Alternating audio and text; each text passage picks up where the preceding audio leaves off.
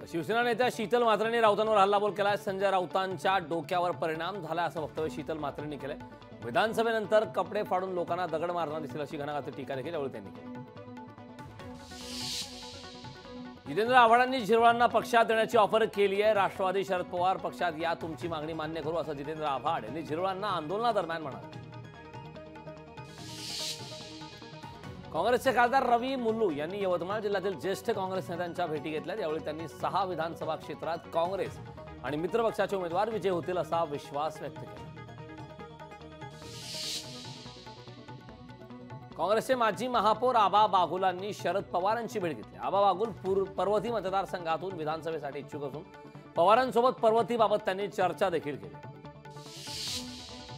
भारताचा युवा बुद्धिबळपटू डी गुकेशचा एक व्हिडिओ सोशल मीडियावर तुफान व्हायरल झाला। व्हिडिओमध्ये गुकेश सुपरस्टार रजनीकांत यांच्या गाण्यावर थिरकताना दिसतो। राष्ट्रीय ओबीसी महासंघातर्फे संघटनात्मक बाबींवर चर्चा करण्यासाठी पदाधिकारी आणि कार्यकर्त्यांची बैठक आयोजित करण्यात आली। तर 4 ऑक्टोबर पासून 9 ऑक्टोबर पर्यंत विदर्भातील 11 जिल्ह्यात संवाद सभेचं आयोजन केलं। 2019 मध्ये तिकिटासाठी पंकजा मुंडेंना ब्लॅकमेल केलं गेलं होतं असा मोठा दावा भाजप नेते मोहन जगताप यांनी केलाय। या विधानामुळे राजकीय वर्तुळात खळबळ उडाली। बीड शहरातील कचरा, सांडपाणी आणि रस्त्याच्या समस्यामुळे नागरिक त्रस्त झालेत। वारंवार मागणी करून देखील नगरपालिका प्रशासन याकडे दुर्लक्ष करत असल्याने सामाजिक कार्यकर्त्यांनी मुख्याधिकाऱ्यांच्या दालनासमोर गोट्या खेलो आंदोलन केलं। यवतमाळमधील बाबाजी दाते महिला बँकेत 242 कोटी रुपयांचा घोळ झाला। या प्रकरणी 206 जणांवर गुन्हा दाखल करण्यात आलाय। ठेवीदारांच्या 5 लाखांपेक्षा जास्त ठेवी अडकून पडल्यात। या ठेवी परत करण्यात यावा या मागणीसाठी ठेवीदारांनी उपोषण सुरू केलं। गेल्या आठवड्यात नवनवे रेकॉर्ड बनवणारा शेअर बाजार या आठवड्याच्या पहिल्याच दिवशी कोसळलाय। बाजार उघडल्यानंतर सेन्सेक्स 700हून अधिक अंकांनी घसरला, तर निफ्टीमध्ये 150 पेक्षा जास्त अंकाची घसरण नोंदवण्यात आली। मनसे नेते बाळा नांदगावकर यांनी सप्तशृंगी मातेचं दर्शन घेतलंय। तसंच त्यांनी 3500 महिलांना देखील देवीचं दर्शन घडवलंय। त्यामुळे महिलांनी बाळा नांदगावकर यांचे आभार मानले।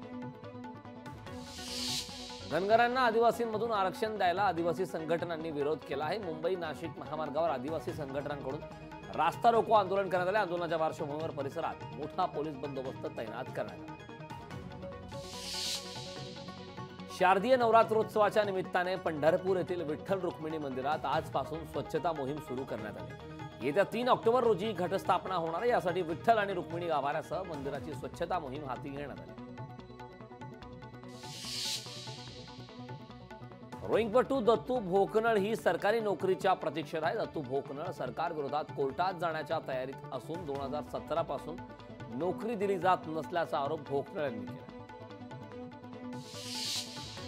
नाशिकच्या मध्यवर्ती कारागृहाच्या प्रवेशद्वारासमोरील चंदन वृक्षाची चोरी झाल्याची घटना घडली। कारागृह पोलिसांचा 24 तास पहारा असताना ही चोरी झाली। या प्रकरणी नाशिक रोड पोलीस स्टेशनमध्ये गुन्हा दाखल करण्यात आला। मुंबई विद्यापीठ पदवीधर सिनेट निवडणुकीत युवा सेनेच्या उमेदवारांनी एकतर्फी विजय मिळवल्याबद्दल युवा सेना कॉलेज कक्ष जळगावतर्फे जल्लोष करण्यात आलाय। युवा सेनेने मोदी जेठा महाविद्यालयासमोर आतिषबाजी करत ढोल ताशाच्या गजरात जल्लोष साजरा केला। स्मशानभूमी आणि कब्रस्तानमध्ये प्रेताची विल्हेवाट लावणाऱ्या मसनजोगी समाजाला शासकीय नोकरीत समावेश करण्याचे आदेश काढण्यात आले आहेत। मात्र अद्याप त्यांची अंमलबजावणी झाली नसल्याने सांगोला तहसील कार्यालयाबाहेर मसनजोगी समाजाने यावेळी आमरण उपोषण केले। लातूर जिल्ह्यातील किल्लारी येथे भूकंपाच्या घटनेला आज 31 वर्ष पूर्ण झालेत।